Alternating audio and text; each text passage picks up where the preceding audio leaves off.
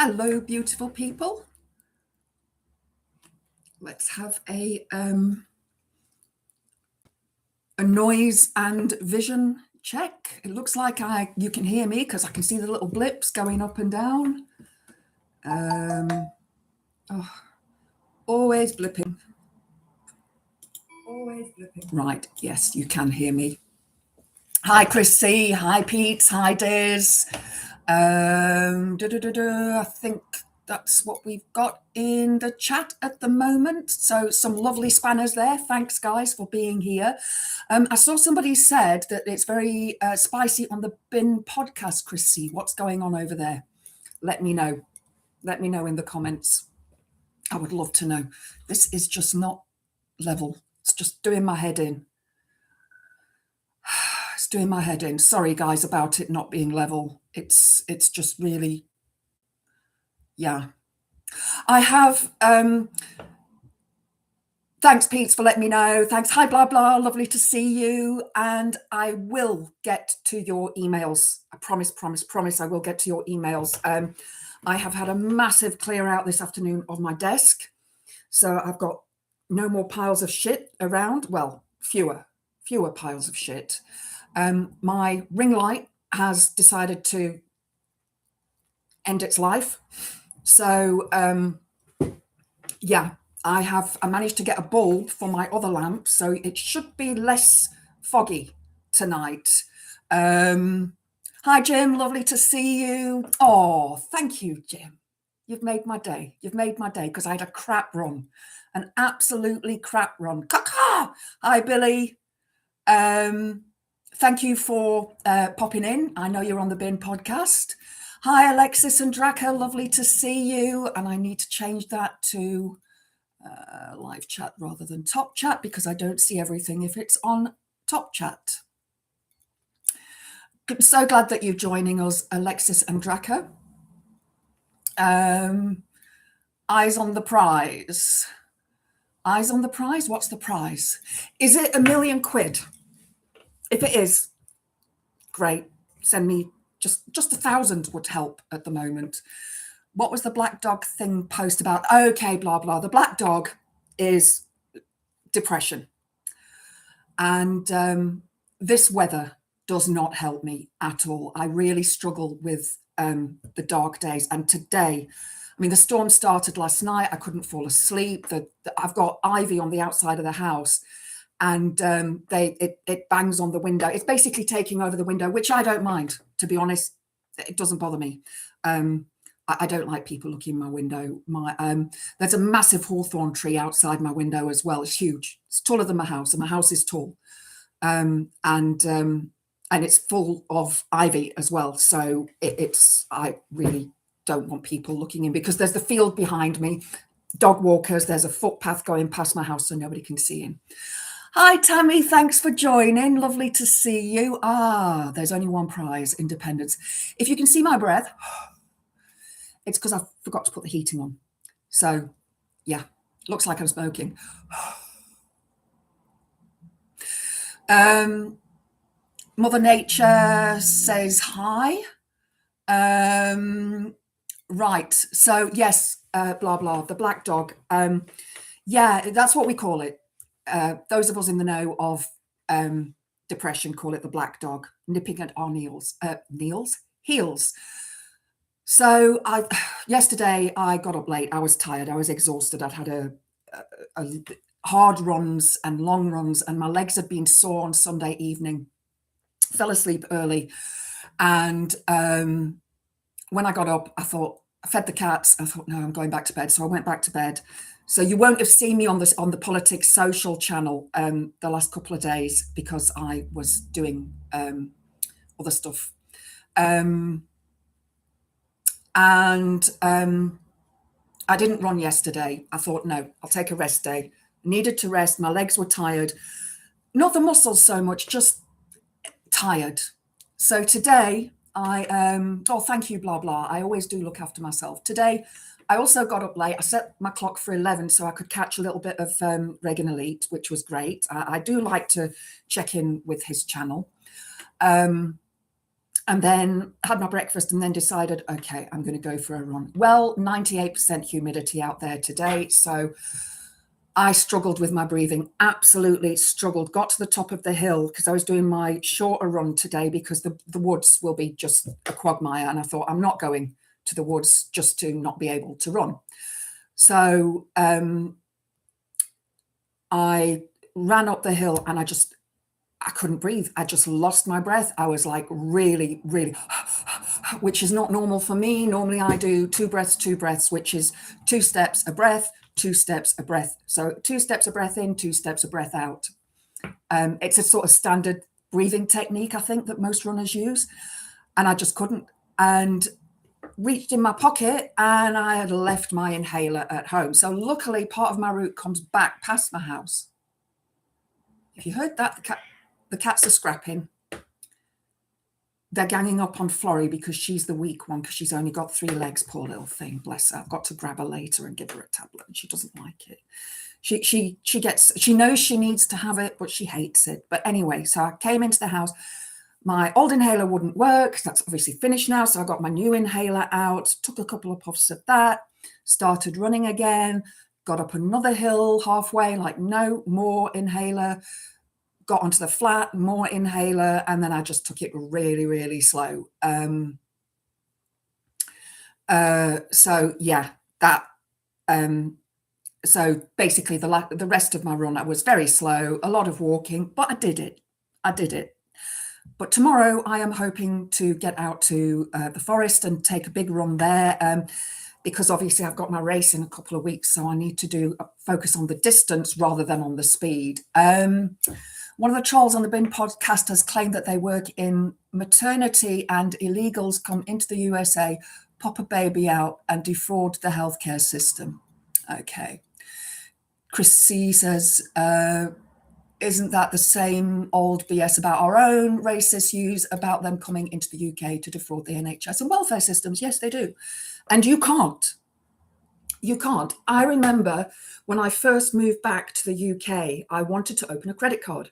I had got excellent credit reference from South Africa and they wouldn't let me have one because I hadn't been here long enough. So, yeah. Yes, please show Reagan Elite some love. Yeah, there is always some diss that it does happen. You know, some people will take the piss. Some people will, but the vast majority don't. And you, blah, blah, you do wish he'd give the fishing report a miss, though. I know he does the weather. I've never heard him do the fishing report. So, yeah. Hi, Elle. Enjoy wherever you're going. Have fun. Hopefully you're going to have a good time. The party told you to reject the evidence of your eyes and ears. It was their most final, essential command. That's, yeah, blah, blah. Yeah. Let me just put this on silent. Sorry, guys. Those of you who have seen, yes, shut up. Totem Photos. She is my very, very good friend in South Africa, and I love her to bits. And I did get your WhatsApp, and I will respond. It's just been a busy afternoon. I've been getting stuff done. Okay. See you later, Elle. Have a good one. Right. So today I thought it was what's going on. I'm sure Tuesday is what's going on and Thursday is what the fuck, because I'm sure I did what the fuck on Thursday last week. Anyway, today we're going to start with a what the fuck. I'm sure some of you have already seen this. I just need to get it onto my, sorry guys. Yeah. So this is from the Manchester Evening News. He held a conference there. 30p Lee held a conference to announce that Matt Goodwin is going to stand as the Reform candidate in Gorton and Denton, the by-election. And Matt Goodwin, for those who don't know, sorry, my nose is just trickling. It's like a stream. It's because it's cold in my house at the minute. It's like a stream, so I'm sorry about that. works on GB News, for those who don't know, which is the right-wing news channel that's on, well, they say they're not news, but they are news, but they're basically the Reform news channel. So he is going to be the candidate who's standing in Gorton and Denton. Now, Phil actually did a video that came out just a little while ago, and I watched it. And at that time, he didn't know who was standing. And I just pop a message on his saying, it's actually Matt Goodwin. First saw it mentioned in the Mail. This is from the Manchester Evening News. I like to look at a lot of the local papers. It's not the mainstream media. And I like local journalists, and I like to support local journalism. That's just me. That's just my own choice. So article was released an hour ago or so, 3 hours ago. This article, Reform UK has announced Matt Goodwin as its candidate to stand in the Gorton and Denton by-election at a party press conference in the constituency. Now, I want to say I did actually try and listen to the majority of his speech before I went live, and he said that this is actually a referendum, that it's not a by-election. Well, it's not a fucking referendum, is it? It's a by-election. So already the lies are starting. Already the gaslighting of people is beginning. Now, Phil said in his video, and please, if you get a chance, go and watch his video. If one of my mods, Chris C or Diz, could pop a link up to a different bias so they can go and watch that video, because it's really good. I love Phil. He's got such a straight sense of humour. Yorkshire lad from Donny, from the same place. I don't know him. So yeah, but my mum said one day, I was listening to different bias when I was staying at my mum's, and she said, he's from Doncaster, isn't he? She can't see. My mum's almost blind. She can't see, and it was on my phone, so she just can't see on the phone. I mean, she can barely see the TV, and she's got a massive TV screen. I'm like, yeah, she just obviously, grew up there and just knows the accent. So yeah. So anyway, Matt Goodwin is saying that this is a referendum. Basically, Reform want to send a message to the current government that the current government is failing. Now, yes, in some ways the current government is failing. In other ways, the current government is not failing. And if you want to find out more about that, check out the agenda on Fridays at 1 p.m. on Graham Hughes's channel, Politics Social, where him and Phil Morehouse from a different bias actually sit and argue with each other for an hour. Yeah, I do watch sometimes, but it generally happens when I'm out on my run, so I don't always get to see it. So Phil basically is, he is a genius, basically, and he keeps on top of what's going on with the actual government legislation that's being put in place. So that's always a good go-to if you don't want to trawl through the UK Parliament website. So, commentator and former university academic Matt Goodwin was revealed as the candidate by the party in a press conference this afternoon, Tuesday, January 27th. The new candidate said the by-election is a referendum on Keir Starmer. GB News presenter insisted he is not a career politician and shared his long history with Greater Manchester, saying he delivered pizzas in the constituency 30 years ago. And apparently he has a record for delivering 3 pizzas in 30 minutes. I mean, they could have been next door to the pizza place. Now, there's a chippy where I used to live, a really good chippy as well. And they used to deliver upstairs. So, there were flats upstairs above the chippy anyway. The announcement comes after Andy Burnham declared he wanted to stand as an MP in the constituency, but was rejected by the Labour Party's ruling committee. Well, now would be a good time for Labour Party's ruling committee to turn back on that and actually let him stand. Obviously, I'm not sure who Green is standing in that area. But yeah, This is just giving shit away. It is giving shit away. And as I spoke about on Sunday night, Nottingham County Council are already putting up the council tax in that area. And I'm pretty sure that Derbyshire County Council will be, I think Kent County Council is, and several other councils that are run by Reform are basically going back on their manifesto of not putting up council tax. And they are putting it up because they've realised that, unfortunately, it's not Doge. So what are your guys' thoughts on this announcement from the Deform Party? Hi, Andrea, lovely to see you. Thank you for joining. This is why we urgently need the government to ban all second jobs, grifts, etc., and ban all corporate donations and over £1,000 a year. Agree with that. Oh, Jim, take care, my love. Take care. Propaganda outlet is the phrase I'm looking for. Absolutely, it is propaganda. It's just, you know, yeah. Orwell quote, absolutely. Did I see 30p Lee posting on the election trail, but pictured in Angela Rayner's constituency? What a clown. I didn't see it, but I heard Phil talk about it because while I was doing my face and stuff, I always listen to various other channels as I'm doing stuff because it just keeps me up to date. And I like to get people's views on things.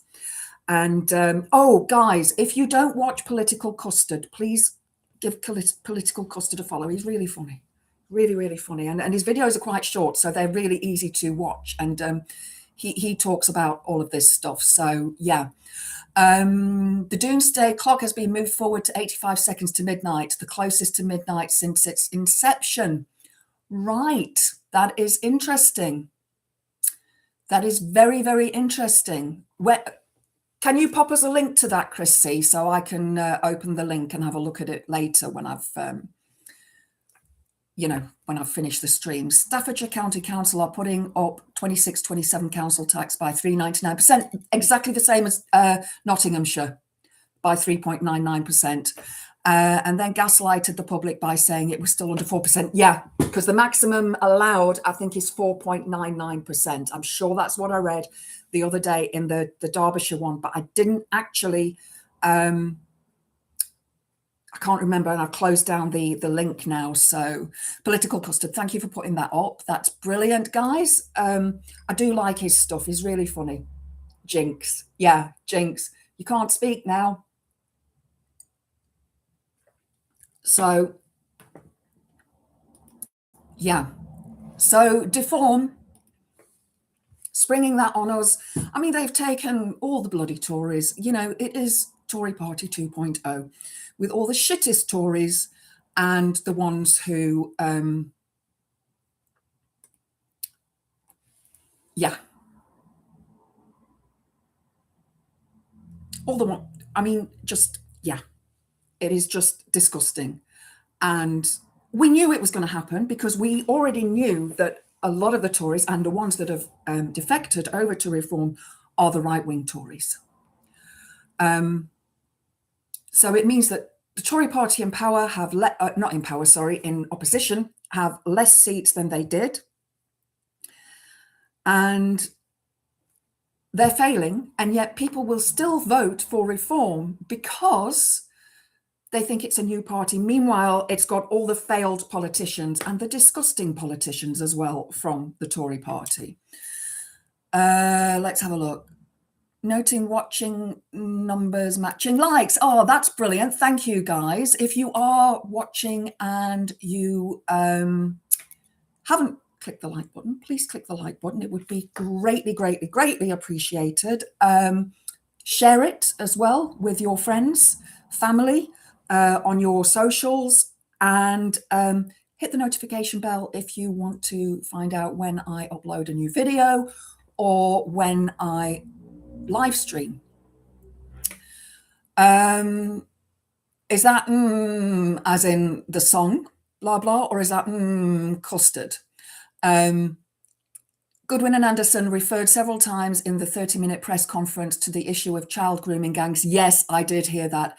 An issue that is most potent in nearby Rochdale and Oldham council areas. Absolutely. I know it is. But everybody who has intelligence knows that the vast majority of grooming gangs are run by white British men, not by Asian Pakistani men.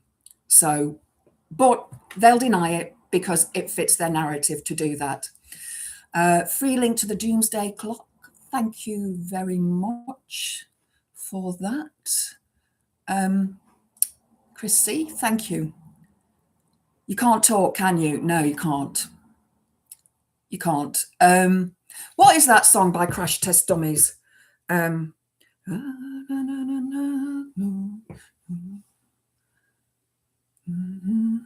Is that the name of the song? Nearly half of the Gorton and Denton population, 44%, identifies coming from a minority ethnic background, while 79% of the constituency identifies as British, according to the latest census. Thing is, Chris, 44% identifying from a minority ethnic background are not going to vote for reform, are they? Not after what they've seen. There will be some. But hopefully, whoever it is, yeah, by Crash Test Dummies. Loved that song. That guy's voice, that deep baritone, brilliant voice. But let's hope. We just have to have hope that people can see from the councils where reform are in, that the failures that are happening at the moment. So I'm going to leave that there. The next article that I want to come on to is quite funny, actually. If I can just find it. Not that one. Not that one. Not that one. Not that, not that, not that. That we've done, and I linked that already. Right. So this is an article that I found on Live Science a few days ago, and I wanted to talk about it on Sunday, and I didn't get a chance. So this article is from Live Science, dated, updated on the 22nd of January. The link is in the description box, guys, so you can go and have a look at it. They are life, but not as we know it. 26-foot organism that lived 420 million years ago is completely unknown branch of animal kingdom. And it looks like a giant finger, basically. I really need to get the software where I can link all of this in the background when I'm live streaming. I think I need a camera to do that, but because if you see this image, you'll actually go, it's creepy. It's very, very creepy. It's called hang on, guys, this is a tongue twister. Prototaxites. Prototaxites. Initially found to be a type of fungus, may actually be an unknown branch of life, researchers say. And the image shows a field of, moss type plants, and then this gigantic sort of finger thing sticking up in the middle of it.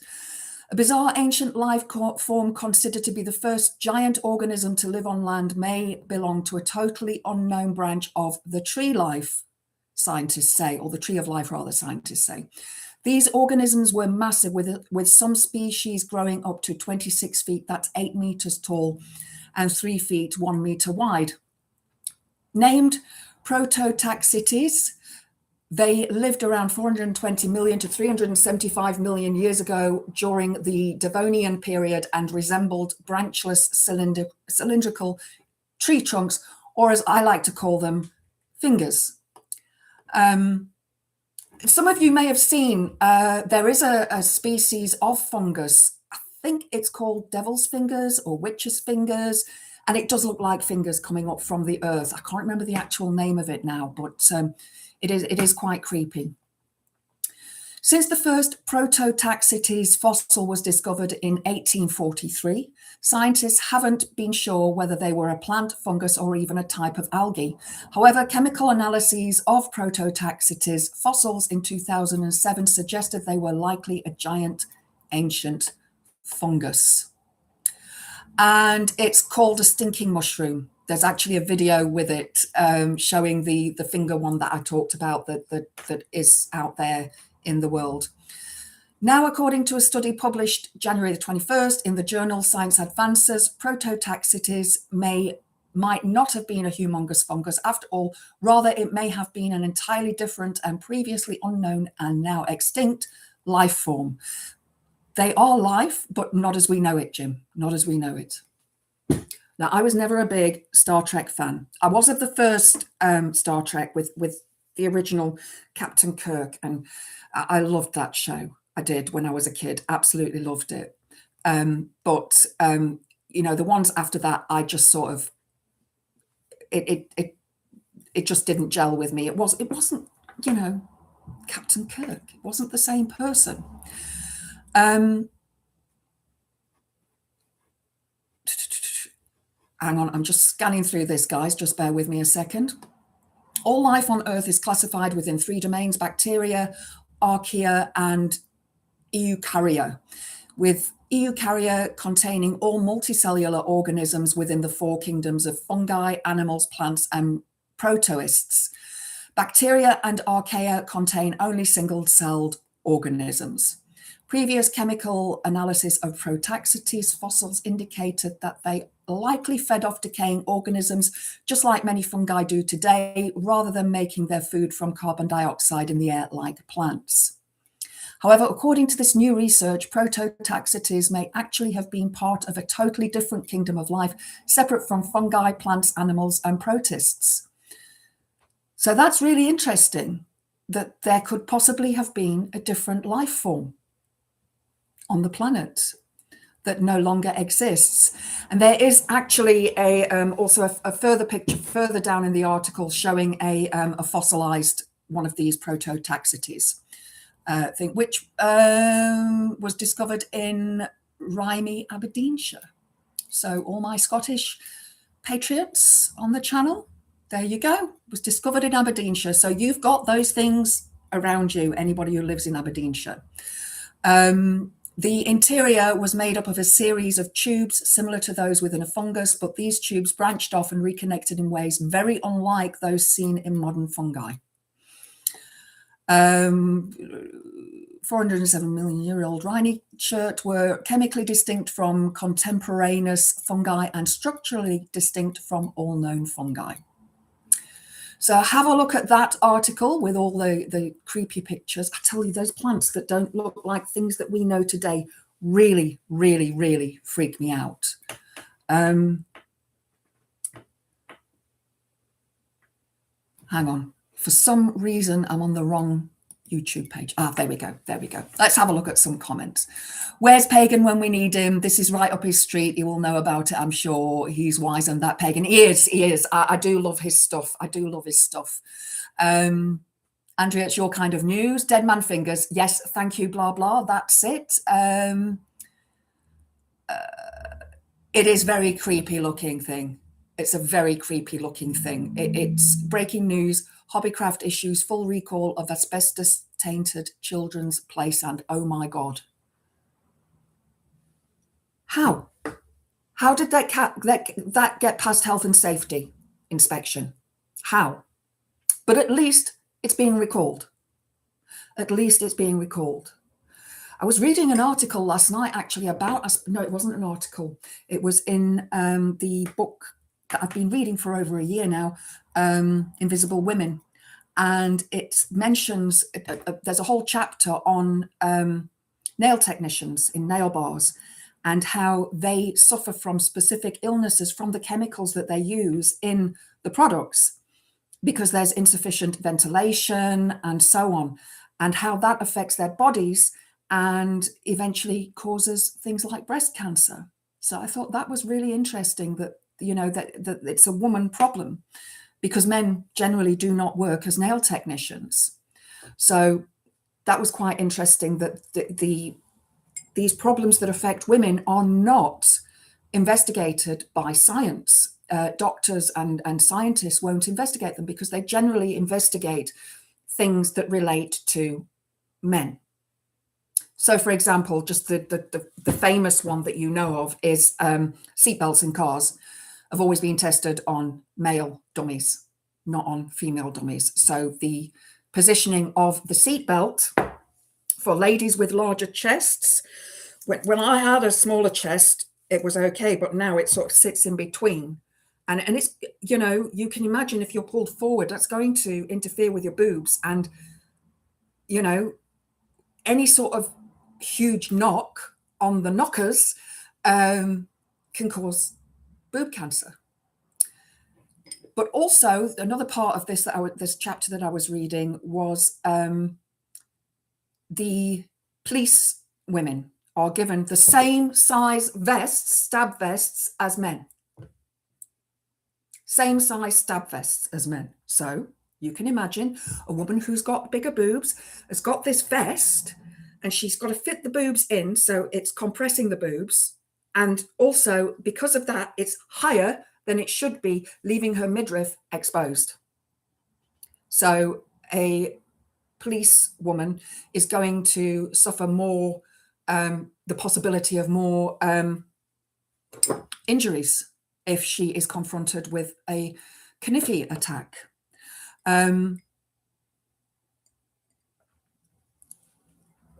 Bit of apple juice, guys. What ale? So also the army. This was the American army, the US army, the same thing. The uniforms were given to them, to the women, and it was exactly the same, all one piece. So with flies. So how do they go to the toilet? They have, I believe it was in 2011, redesigned the trousers so that it had some sort of button operation so they could open it and pee. You know, they did try to use the shiwi things, but then it gets everywhere. I've never used one of them. I've thought about getting one, but yeah, me, I'd rather squat. But also the shoes are bought for men's feet, not for women's feet. Now, women's feet are generally smaller and narrower and higher arched. So the arch inside of the army boots, because there's four different ones. There's ones for wet weather, snowy weather, dusty weather, and rainy weather. No, I said wet weather. I've missed one. Anyway, there's 4 different types that they buy. And they refused to look at getting boots for women. Women had to put up with men's boots, which don't fit properly. And men's boots as well will also aggravate the back of a woman's heel. So when men say, oh, women aren't in these jobs and so on, those are some of the reasons why. Because the uniforms and the processes and procedures do not take into account the difference in women's physique. Also, the belts that they have to wear, that police women have to wear, causes a huge amount of stress on the hips, because women have hips that stick out, men's hips don't. So it rests on top of the hips, which can cause things like bursitis, which is the swelling of the bursa, the pockets around the hips, which protect the hips, but then causing other problems later on as well.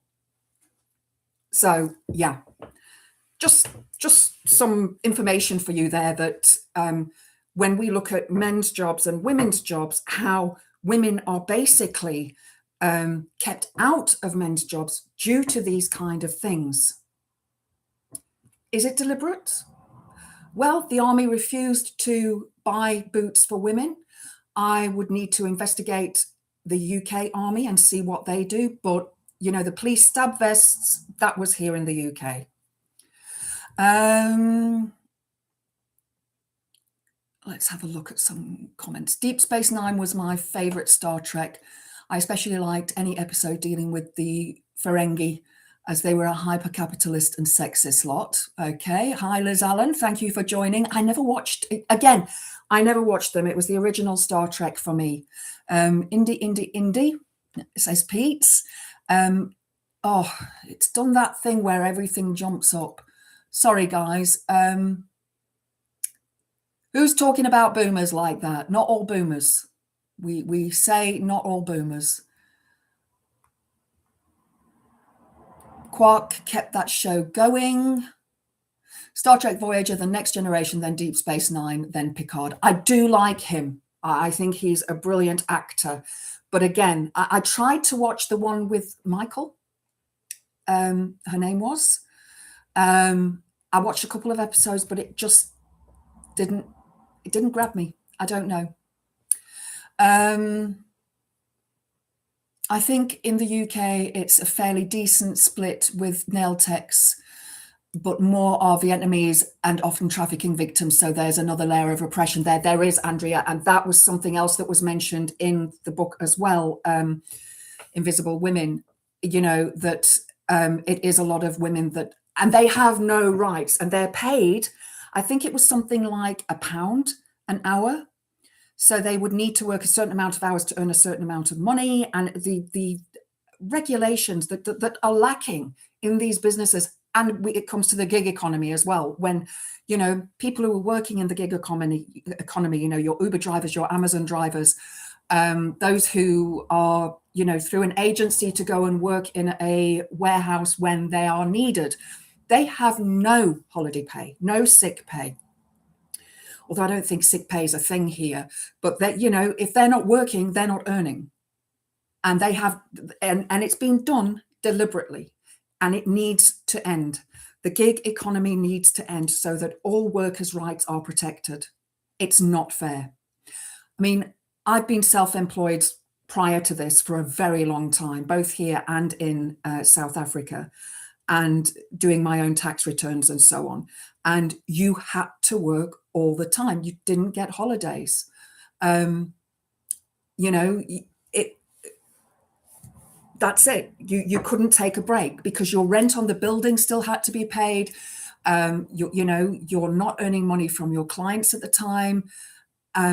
So it was just impossible to have a holiday. And my holidays were when I would go camping to pagan festivals and actually trade, you know, selling the goods that I used to stock, as well as doing tarot readings and crystal readings.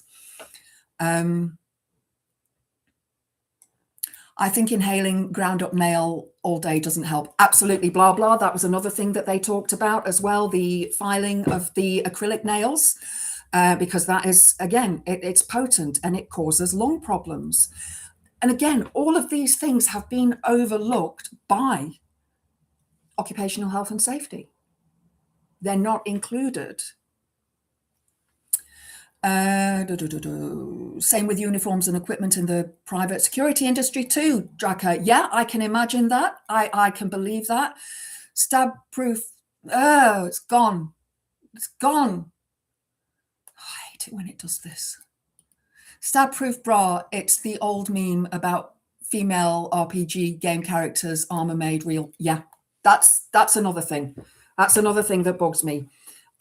Sorry, guys who play, you know, with games where the women are wearing a bra and pants. In real life, that wouldn't happen, you know. So it does. It's the sexualization of a character in a game. And a lot of men, and not all men, I just want to make that very clear, then think that all women should look like that. With this teeny tiny waist and these massive gazongas and these beautifully, you know, curved hips with long, slender legs. It just doesn't work like that.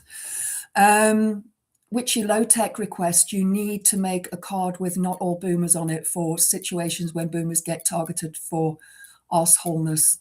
I'm a good boomer.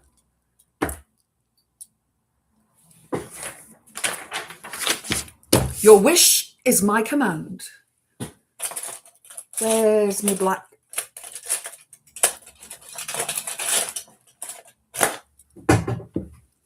I know it's in this drawer because I saw it earlier. I got to write it backwards though. If it goes through, it'll be fine. Then you'll be able to read it, but it's got other writing on it. Oh, God.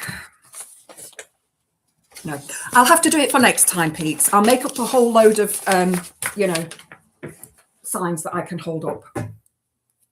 I will do that. There's my marker pen. That's the one that I was looking for. The other one's in my pencil case in the living room. And I actually use a proper calculator. Why? Because the buttons are raised and I know where they are. I don't have to look at it. I can punch the buttons without looking at it. It's like keyboard. I have to have a raised keyboard so I can feel the keys. It's how I was taught.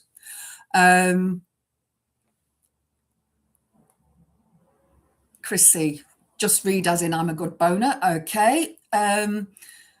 Well, if the shoe fits, Specsavers, Chris, yeah, off you go to Speckies. These, you know, these are one of my new pairs. I still run in my old ones because if I fall and smash them, then at least there's no love lost there. These my eyes tested just before Christmas and no issues. I will blame my dyslexia. Yes, blame your dyslexia. I always blame the cats.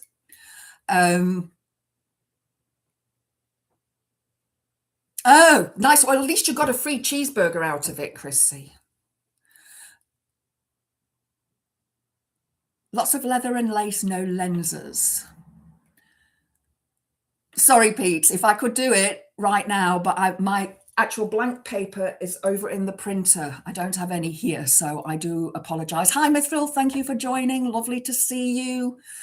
So I will definitely do it next time because I have to write, and then hopefully it'll go through the paper and then you'll see it in the correct way. Yeah. So going on to now, where are we?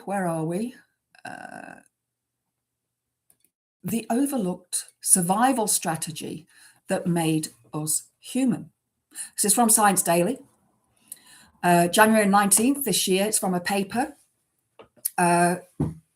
Catalan Institute of Human Paleoncology and Social Evolution.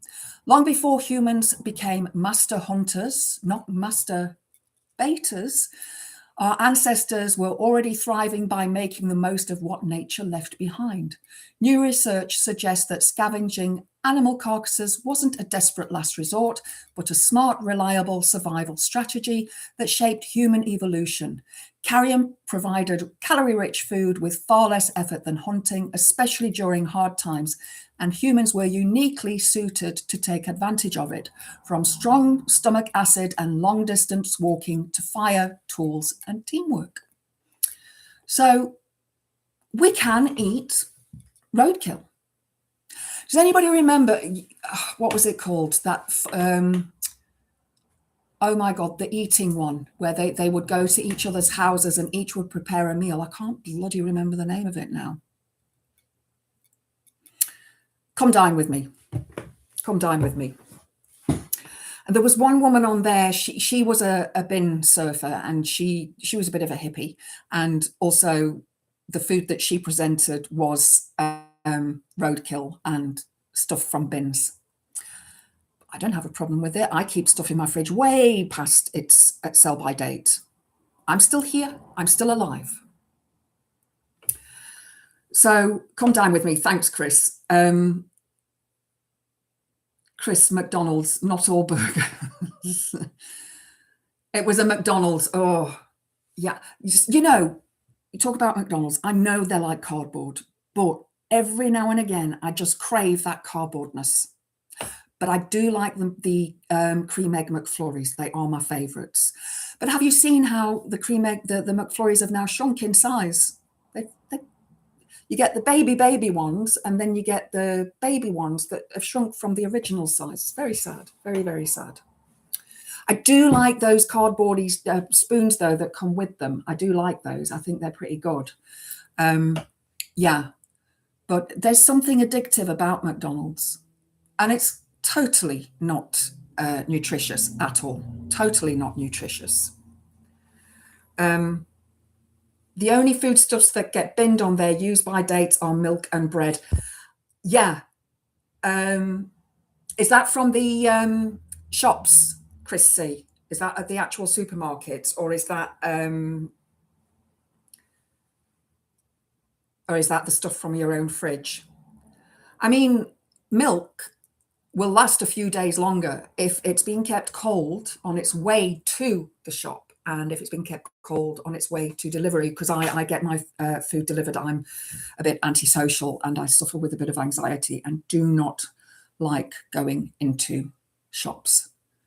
I find it incredibly stressful. I have to, you know, work myself up to that point of, right, I'm going to go now. No, that's in your kitchen. Yeah, I sniff the milk, you know. If it cracks when it goes into the cup of tea, then it gets thrown away. But the cat tells me if it's off, because he won't drink it. Yeah, Mithril, I've also had milk last a week over date. Yogurt lasts for ages if it's closed, because it is actually bacteria. So yeah, yogurt does last a long time. It's things like strawberries and raspberries that turn really quickly now. Obviously, I know it's with the delivery service that we have now since Brexit. I know that's got a lot to do with it. Everyone in the supermarket is inconsiderate as fuck. Yes, they are. They are. I'm one of those people that try to keep out of people's way and if there's an old woman, I'll help them. If they can't reach the top shelf, that's me. But it's those that I had a guy, I think I talked about this on a live or on a video. It was a Christmas and I was with my ex at the time. And this guy bumped into me as he came past me and he didn't apologize. And I shouted at him and, I was very unwell at the time. I was going through a lot of stuff. My dad was poorly. Anyway, so I shouted at him and he was like, no. And I really gave it to him. I can't remember what I said, but it was not pleasant.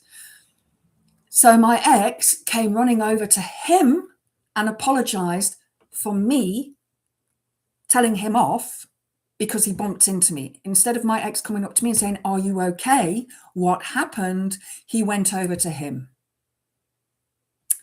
Yeah. Another reason he's my ex. Yogurt is technically spoiled milk. Absolute. Cheese lasts ages. Yeah, you just cut cheese again is pretty much mold. You just cut the moldy bits off. I've eaten roadkill for real. I'm Scottish after all, plenty of fare on our roads. Yeah, that's true. I mean, if you accidentally, I think this is the law here, I'm not 100% sure, so somebody correct me if I am wrong, that if you do accidentally hit something on the road and it is unalived, you can't stop to get it, but the person behind you can. Let me know if that is the rule of roadkill. I would have no problem eating roadkill. I mean, there was a pheasant last year. In fact, part of his wing. He was on just outside my house. I've a couple of pheasants that come into the garden at the moment, actually, because where I live there are shooters, and they breed them to shoot. It does my head in. It really does my head in. You'll have heard me if you watch my shorts when I'm running talk about it, when you can hear the shots being fired in the background. I absolutely hate it. And they walk around sometimes beating the edges of the wood, and I just can't stand it. I mean, pheasants are daft. They really are daft. But yeah, it must have been hit on the road, and it was outside my property when I went for a run. I came back and it was still there. So I brought it in and I put it into a box so the cats couldn't get it. And then I thought about eating it. But what I did was I took the one part of the wing off. I've got a bigger part of the wing over there that I use for. Obviously, I did give thanks for the bird. I thanked the goddess for her bringing it to me. Obviously, there was a purpose behind it. So I took the feathers off that I wanted and took the wing off. And I've got a neighbor who I thought might actually, want it to cook. And he said, no, he doesn't do that. But I put it over the back wall and the fox ate it. So, it's the circle of life that, it just goes into, back into nature. You were wondering what that was. Yeah, it's part of a pheasant wing, different parts of the wing. On the back, I don't know if you can see the actual, what is it? It's the same as what nails are made of, keratin. part of the, I don't know if you can see that part of the wing that's attached, but my big wing is over there. I did take quite a few feathers off, and it's actually quite difficult to pluck feathers from a bird. It really is quite difficult. I had to really, you know, and even if it's not who's going to report you, yeah, actually cutting the mold of cheese is dangerous because it grows onto it. And no, it's cutting the mold off cheese is dangerous. Oh, because it grows into it. Okay, yeah, it's just the way it's like a bit crunchy. I thought hard cheese you can cut the mold off, but soft cheese no. No, if the soft cheese has got moldy bits and it's going green, I throw that. Yeah, which reminds me, must check the soft cheese in my fridge. My biggest pet peeve is elderly individuals who decide to hold a conversation in the middle of the aisle. They get asked once. If they don't move, then I make them move. Yeah, Chrissy, I have that issue as well. You know, and they just stand there with their trolleys, don't they? And I do actually say excuse me quite loud. I do. So yeah. I thought yeah, sorry, I've gone over that. Nothing makes a point more than snapped ankles. Ouch. You take break hips. Okay. It is pretty, Andrea. It is very pretty. The feathers are quite iridescent in the light. They're all different colors, like purples and blues and reds and oranges. It's really, really pretty. They're really pretty. Pheasant feathers are really pretty, to be honest. I do have a feather that I do not know what bird it is from. It's not a pheasant, and it's not the owls that are here. So I've looked at the buzzard feathers, and it's not one of those either. So I need to try and work out what. I wonder if it's from one of those woodpecker animals. Osteoporosis helps. Hi, Deli Blase. Lovely to see you. Thank you for joining. Thank you for popping up the link to Darren's channel. Chris C, thank you.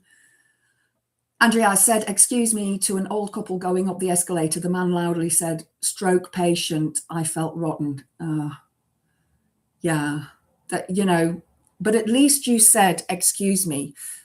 But he could have said, I'm a stroke patient in a nice way, you know. Most molds are incredibly poisonous, especially the ones that grow in cheese in the fridge. I'm still alive.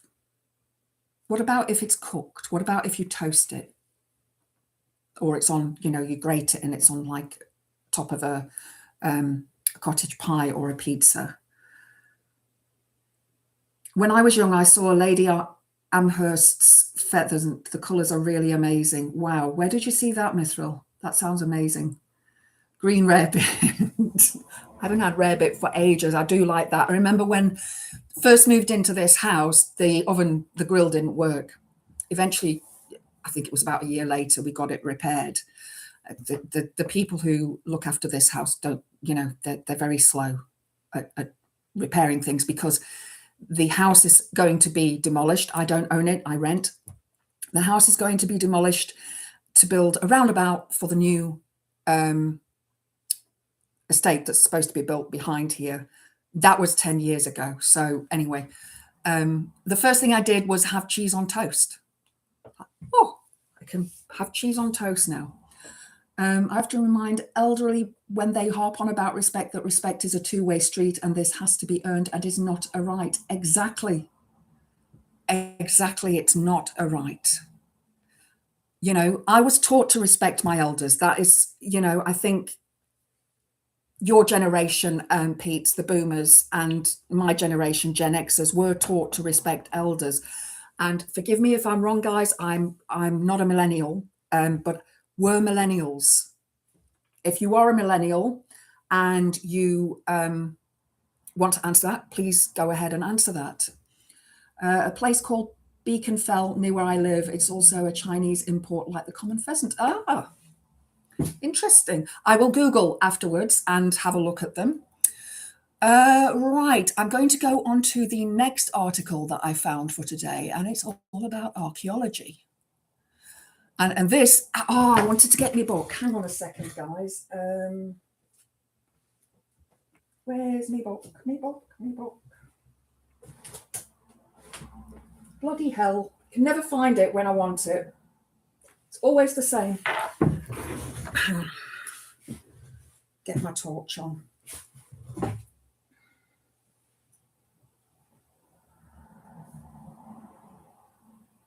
There we go.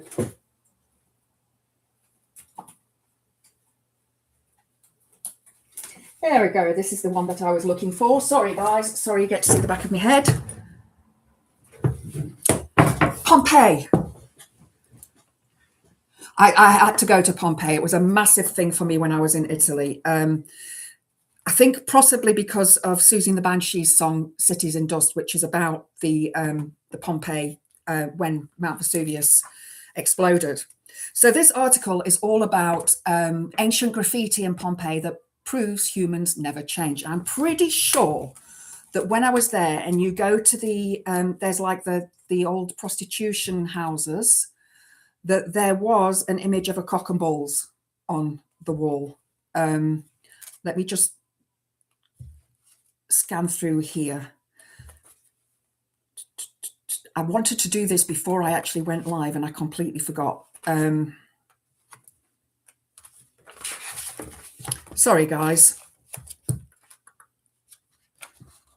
So anyway, if you do go to Italy, go to Pompeii. You'll need an entire day, though, to go around it. It's really, really, really huge. And that I'm pretty sure they have unearthed a lot more since I was there.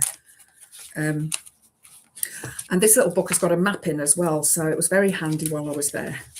I mean, you could probably get it on your mobile phone now, but obviously back then, 1999, I was there, we didn't have so many satellites. And that was another article I read today, which is quite scary, about satellites and how many there are around the Earth, and that the programming that goes into making them not crash is unbelievable. It's unbelievable. Sorry, guys, I'm still looking. I'm sure there is. Oh, yes, here we go. Here we go. This is House of the Veti, a cubicle with erotic pictures and a fountain statue. I don't know if you're going to be able to see this. So I don't know if YouTube might flag this, but I don't know if you can see that. I'm just holding it up for a bit longer till I can see it on my other computer screen. Yes, you can probably see that. Okay, so yes, they have discovered more graffiti. Scenes of battle and words of romantic passion decorated the corridor wall outside of a theatre. There's lots of scratchings. Here's what you learn when you read the story. Okay, a deep look at the most graffiti-filled corridor in all of Pompeii revealed 79 new inscriptions from over 2,000 years ago, including a depiction of a well-orchestrated gladiator battle and professions of love aplenty.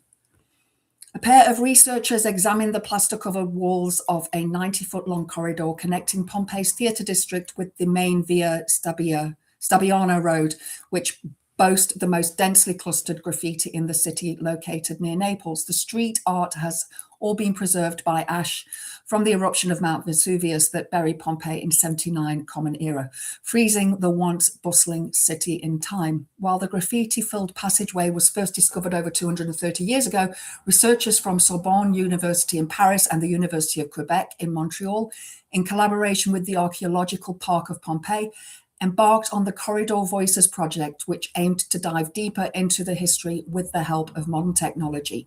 They analysed over 200 examples of ancient graffiti, including 79 previously undiscovered inscriptions. The researchers published a report on the process in the electronic journal Degli Scavi di Pompeii, admitting they weren't expecting the new find. So if you want to go and read that full article, the link is in the description box. There's images of gladiators. Let's have a look here. Sorry, guys, I'm just scanning through this. A gladiatorial combat scene, confessions of love.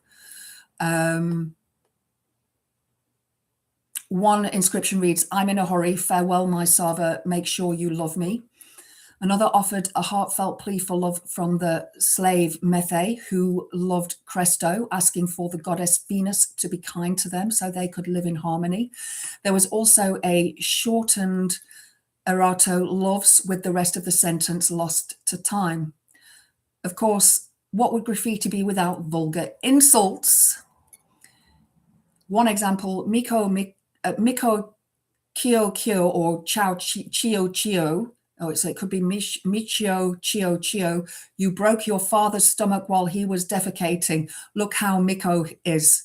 Apparently, that's a 2,000-year-old barb. While millions of visitors, so that's a good one you can use, you know, when you want to insult somebody instead of the usual insults that we have. You broke your father's stomach while he was defecating. In other words, you were a big shit. Oh,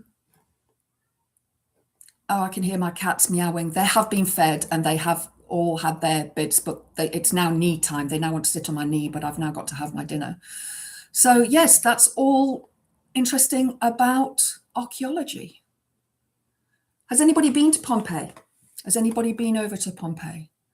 If you do go to Italy, it's before I moved back to the UK, I had two destinations in mind. One was here and the other was Italy. The reason I came to the UK is because I don't speak Italian, although I think I probably would have learned Italian very quickly. So yeah, definitely, if you do go on holiday into Europe, visit Italy. It is beautiful. It really is beautiful. The people are wonderful. The food is incredible. The gelati, oh my God.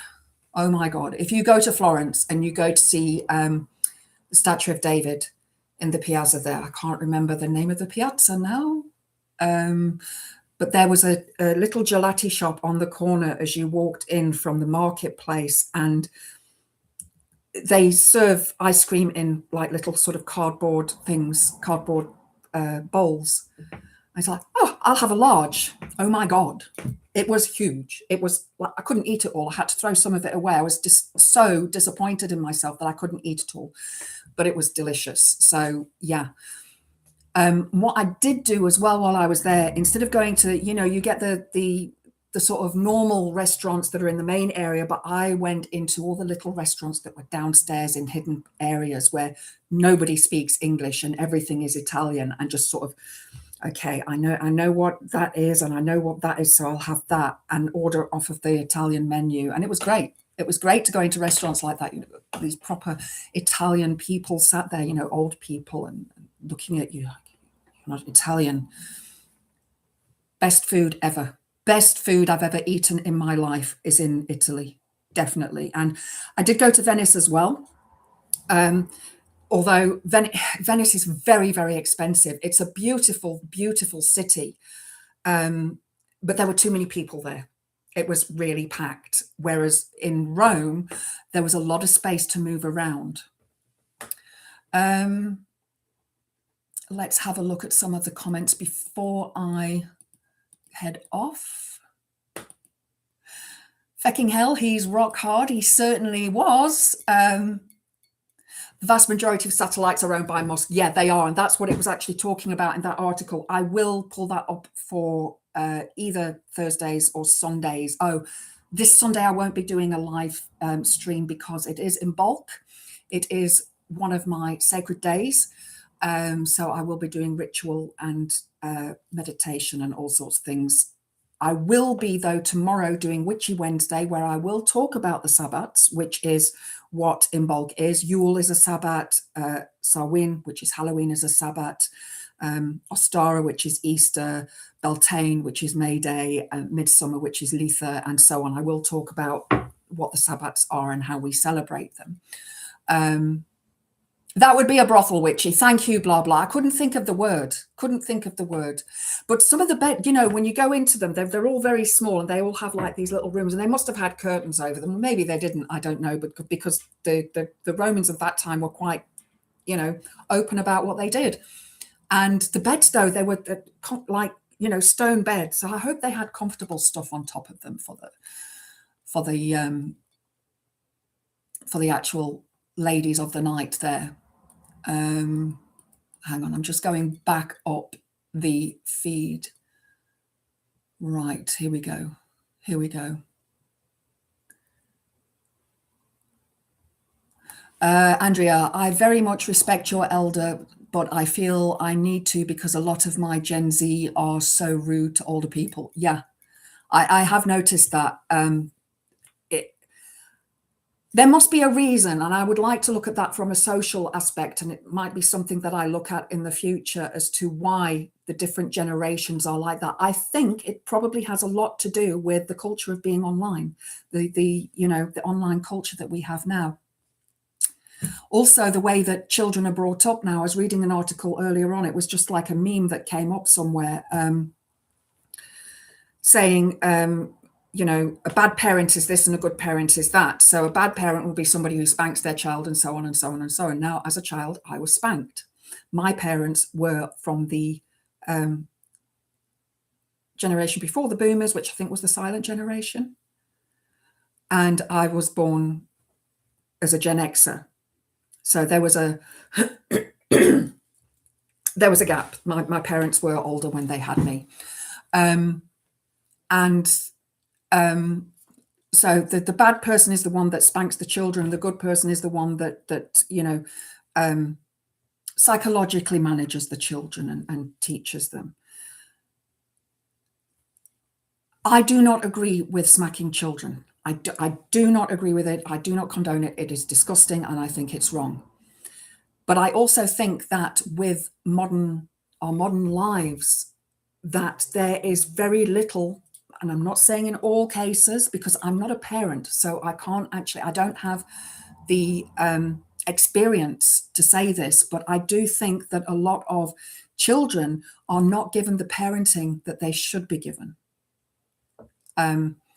And I think a lot of it is due to modern life, technology, the fact that both parents need to work full-time jobs, So I think there's a lot of pressure on modern parents that was not there 50 years ago when I was a kid. I mean, my mum worked, but she only worked 3 days a week. She didn't work full time. My dad worked shifts. So it worked that when my mum, often we were latchkey kids and we'd go to the next door neighbour and she'd have the key for us, and we'd sit with her for a bit and have lemonade and a blue ribbon biscuit. Can anybody remember those blue ribbon biscuits? They were yummy. I don't know if they still do them. And then, we'd go home and we'd do our homework, whatever we needed to, and then we'd watch Little House on the Prairie and Scooby-Doo. And, at that age, I was too young to cook. But even when I went to South Africa and was in school, my mum worked full time, my dad was at work a lot of the time, and just get on and cook and, do that stuff. Is that a thing that happens today? I don't know, because a lot of people buy fast food because it's easier. I mean, when I was a kid, freezers had just come out, deep freezers. So, the big chest freezers. So, we bought a lot of frozen food and kept it in the freezer. Whereas previous to that, you had to go to the shop to get, your new stuff. I mean, we did have a milkman. His name, you'll never believe it. His name was Ernie. Seriously, it was Ernie. If anybody remembers the song Ernie and he drove the fastest milk cart in the West, we were the last stop on his round because our street was the end of Kirk Sandal in Doncaster. It was the end. We were number 52 Eccleston Road, and it was the end. It's been extended now. But he used to always come in for a coffee when my mum and dad were at home. So, yeah, just strange that his name was Ernie, and it was. It's real. I'm not joking about that. It is actually real.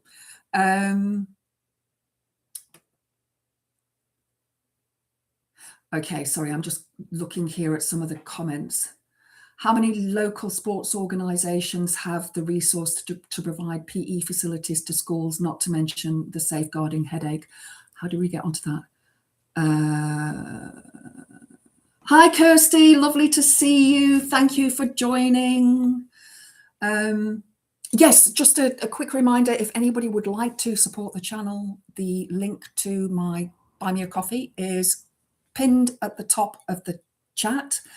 and also is found in the description box below the video and on the channel description. Would be really appreciated, those of you who would like to, or, you know, if you can't, I understand, I get it, you know, times are fucking hard at the moment. If you can't, please like the channel, like the video, like the live stream, share it on your socials, share some of my videos as well. The more it's seen, the higher I go in the algorithms, but, you know, YouTube and algorithms. Arts and humanities that have been cut to the bone, and now they are targeting PE, but you can guarantee that the private schools will not be affected. Yeah. I've been to Knossos, which was great, but there's an even more amazing temple amphitheatre somewhere else on Crete. Wow, there is a massive amphitheatre on in Pompeii. It's, you know, there's lots. You know, there's not just the Colosseum, which is actually an amphitheatre. The Colosseum is not the name of the actual amphitheatre. It was the name of the statue that stood outside, which was the Colossus, which is now gone. But everybody calls it the Colosseum. I'm sure I've got my Rome book somewhere there as well. But back then, again, going back then, there was no digital stuff. So everything was like, I'll go there, I'll buy a book on that, you know, little touristy kind of books. Sorry, I'm trying to look. Okay, here we go.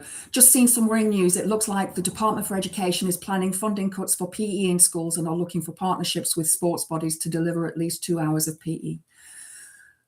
You know, I used to love PE because I was in the hockey team and the netball team, and I used to do long distance swimming. I was never any good in the gym part of PE. Climbing up the rope, oh my God, couldn't do it. Just no upper body strength at all back then, none. Yeah, but put me on a field with a hockey stick, whack. I'm 6 foot tall, so I was always the bloody goalkeeper, which I always wanted to be the goal shooter, but no, I was the goalkeeper. We did actually in our hockey team have a boy goalkeeper. His name was James Dunnett.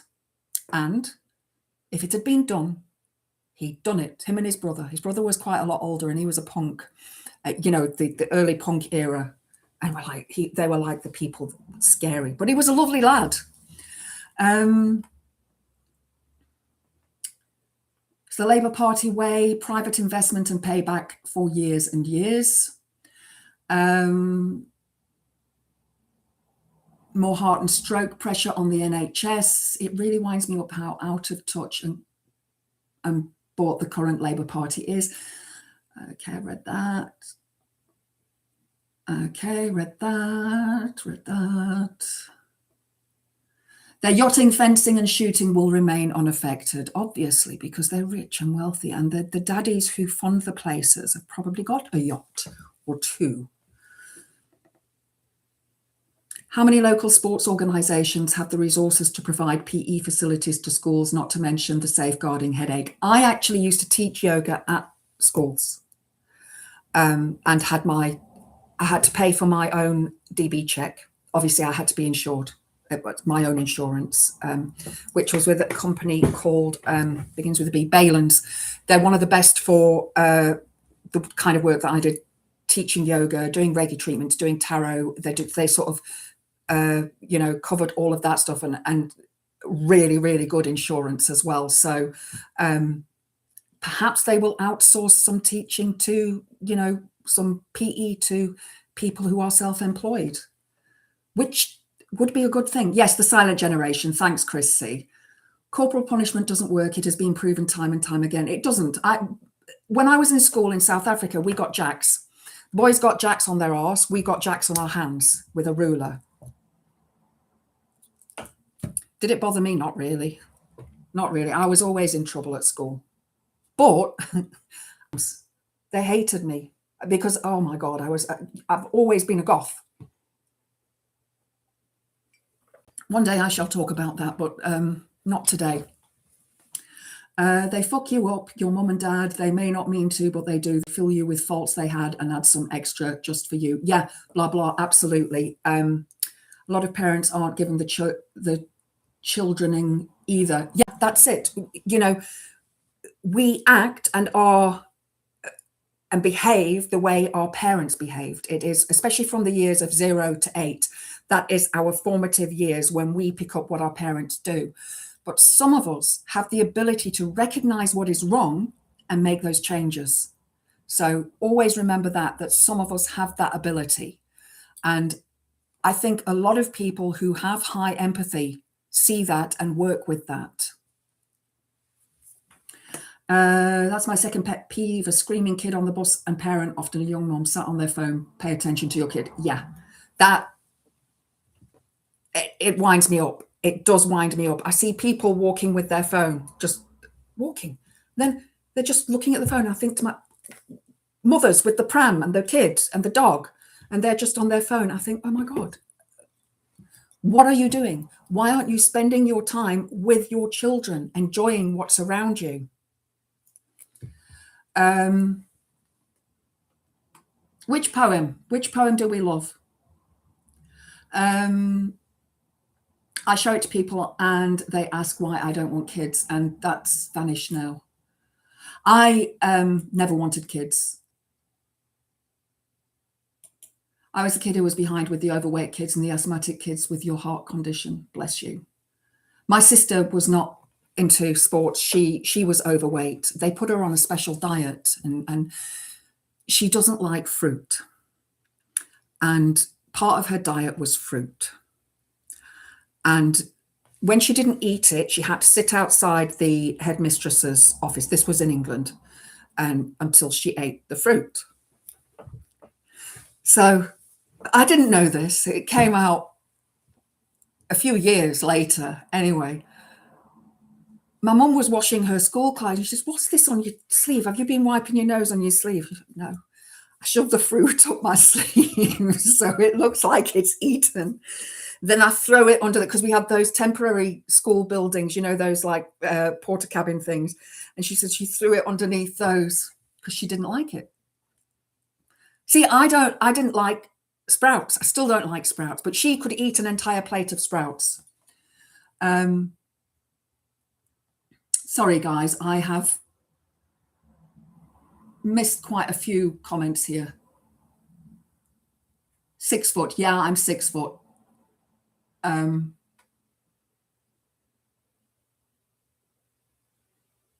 Pink Floyd. Right. Yeah. I used to go to parties and Pink Floyd were quite big at the time, but you put on the wall and that's it. The mood just goes. Just goes.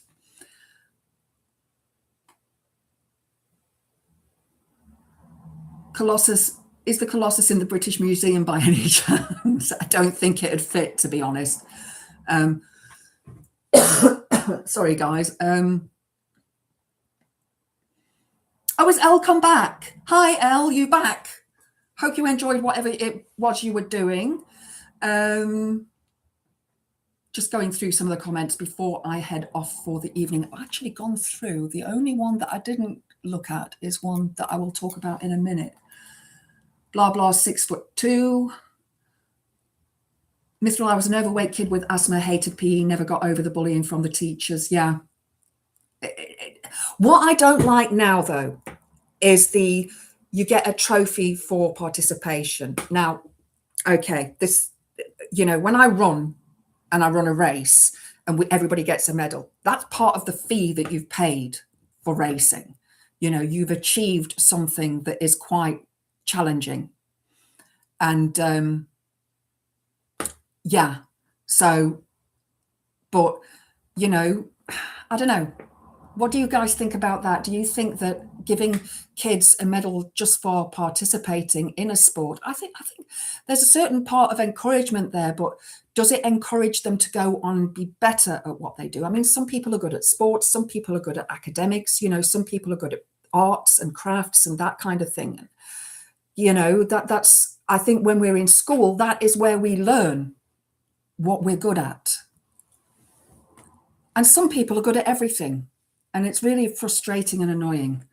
I hated PE apart from cricket, was a mean bowler and was often used when the PE teacher was looking for batters in the lower years. Ah, nice. I was a kid who was behind the overweight kids and the asthmatic kids with your heart condition. I've read that already.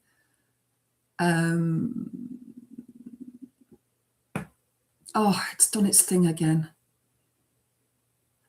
The PE teacher was also your science teacher.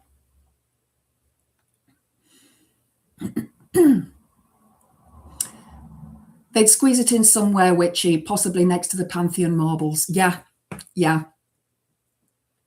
It was destroyed. It was destroyed by the Romans at some stage when he was, when the Romans decided they didn't like him. They destroyed the statue. Bye, dears. See you soon. Thank you for joining. They shouldn't get medals for doing what they are told. They should get medals for fighting the power. I was stopped from what I was good at because both parents were academics and I was forced in that direction, Mithril.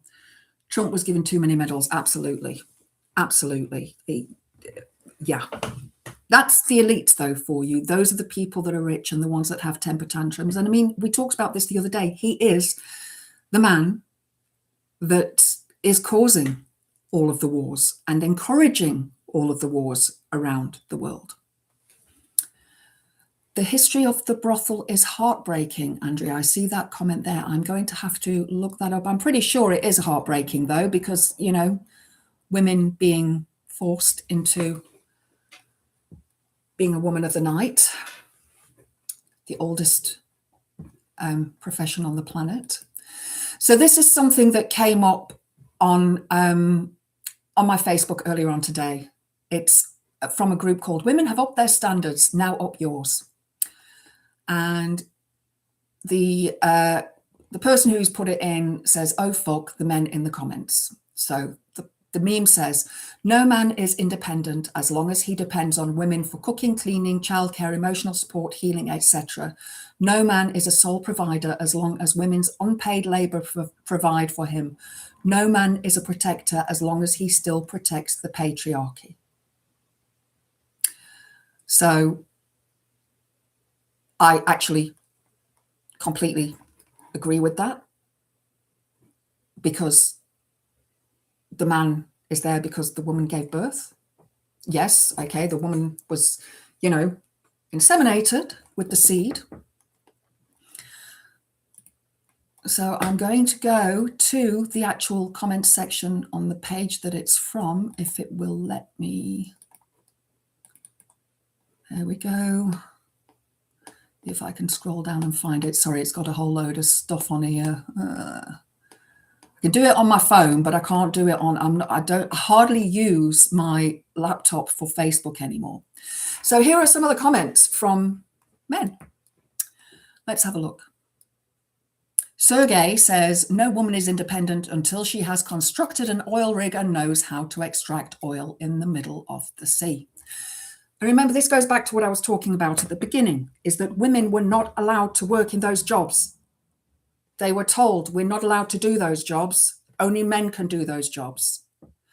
And it's only in latter years, since the 70s, that women have started to want to work in those fields because they were discouraged at school. When I was in South Africa, I was not allowed to do metalwork, woodwork, or mechanics. I was forced to do cookery and sewing, and I absolutely hated sewing. Absolutely hated it. Just not my thing. Cooking, fine. I'm all right at cooking. I don't mind cooking. But sewing, oh my God, not my thing.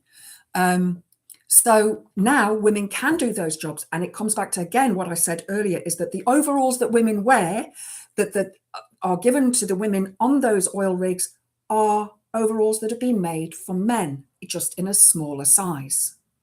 The boots are men's boots in a smaller size. So it basically, those things prevent a woman from doing the job as well as a man. Daniel says, "Men don't go around saying I'm an independent man." Do they not look at the alpha male red pill community? The key is being interdependent, this says Shari, Both are leading productive lives inside and outside, and together work well at building for the future. We do need human connection, but a mate is not a need. That's true.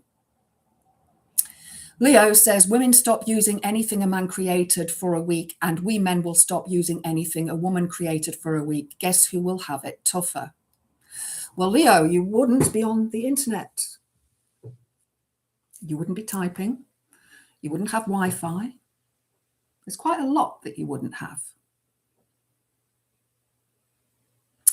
No woman is independent. Holland says, no woman is independent as long as she has a man changing her oil, maintaining her car, helping with the kids, cleaning around the house, doing grocery runs in the middle of the night while she's consoling a sick baby, doing the yard work, maintaining the house, paying the bulk of the bills, paying for her when they go out to eat. Okay, what about the single women with the fathers, the single mothers with the fathers who don't pay the child benefits, who don't pay for the kids, who don't have anything to do with the kids? The mother does all of it on her own. There are very few men who are single parents. You know, in the comparison, very few men who are single parents. And as a woman, when I was in a relationship, I did the garden. Changing oil, I can fill up the oil and all of that lot in the engine of the car. But with the new cars, I used to be able to, on my old cars, back in the day when there was no power steering, be able to change the oil, the plugs, the points, and the air filter myself. Of course, now you need a bloody computer to plug into your car to find out what's wrong, and that costs money. So, yeah.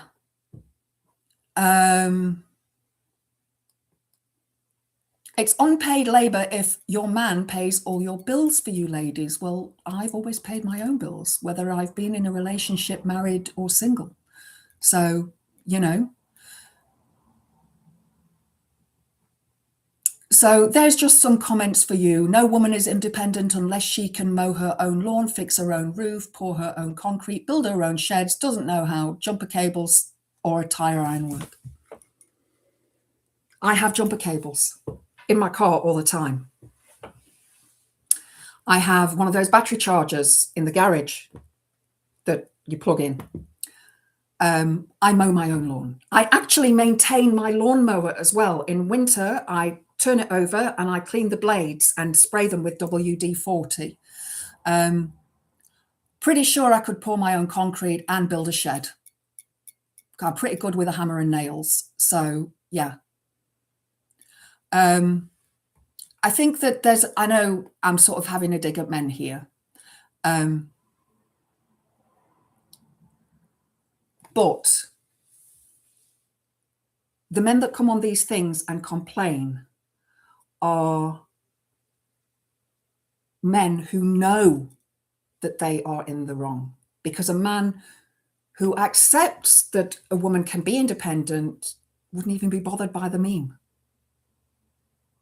So perhaps it is a bit of rage baiting or meme baiting, but it's also a bit of a lesson for those men out there who think that women need to rely on them. Women were forced to rely on men, you know, back before the 1970s. Women were forced to rely on men. Many women were not allowed to work. Women were allowed to work in certain areas, such as nursing,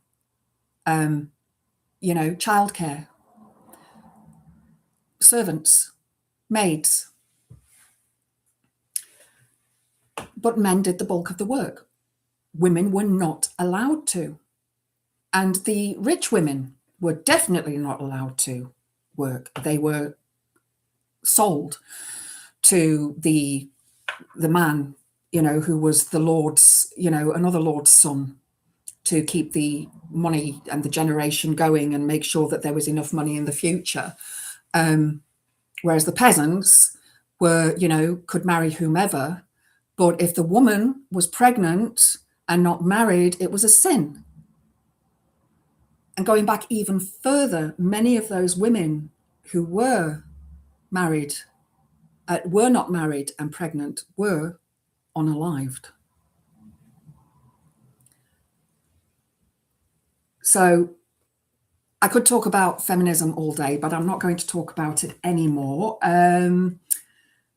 Just have a quick look at the comments. I took the engine apart on my old Mini, rebuilt it after I got the pistons fixed and the engine reboard ran beautifully. Well done, Kirsty. But Kirsty, you lived in South Africa as well. And I think so, with a lot of women who've lived in South Africa are a lot, I don't know, I don't want to say tougher, but, you know, we sort of, it was a different time, I think, when we grew up. So there's some trolls on the Bin podcast. Interesting. Andrea,